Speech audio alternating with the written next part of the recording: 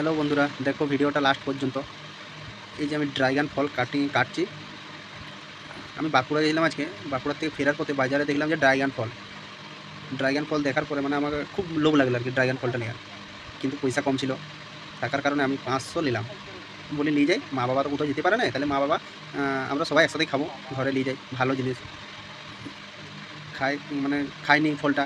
আর আমাদের ধারে তো এটা মানে অ্যাভেলেবেল নাই, বা এধারে গাছও নাই ড্রাগন ফলের যে তুলে খাবো।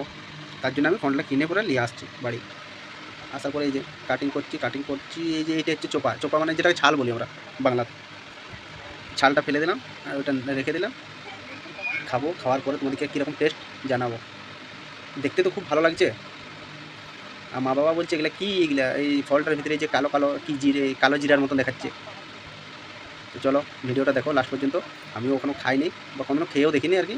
এই আজকে প্রথম আমি নিয়ে এলাম, শুনেছি ভিডিওতে দেখেছি খুব ভালো লাগে, কিন্তু খাইনি কোনো। কিন্তু কাটার পরে ওই যে যে অংশটা রেখে দিচ্ছি খাওয়ার জন্যে, ওটা খুব তুলতুলে। এই যে মাঝের অংশটা, চোপাটা ছাড়ানোর পরে যেটা রেখে দিচ্ছি আর কি। টেস্ট হবে অবশ্যই, কারণ সেরকম কিছু দাম নয়, কিলো হচ্ছে 250 টাকা। টেস্টি হবে।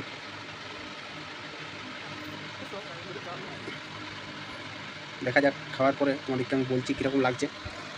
ভিডিওটা লাস্ট পর্যন্ত দেখো। তোমরা কিনে খেয়ে নেবে, কারণ এই ফলটা তো আমার ধারে অ্যাভেলেবেল নাই, তার জন্য বলছি। পয়সাতে কিছু নাই ভাই, আজ আছে কার নাই, তার জন্য এই যে দেখো খেলাম। টেস্ট এগুলো উপমা বেকার পয়সা দিয়ে মা বাবার কাছ থেকে আমি কত আদর করে নিয়ে এলাম, বলি যে খুব অমৃতের জিনিস সবাই যে ভিডিওতে বলে, এইটার আগে ফালতু জিনিস নেই, গেলে জিরা ধুনিয়া দিয়া আছে।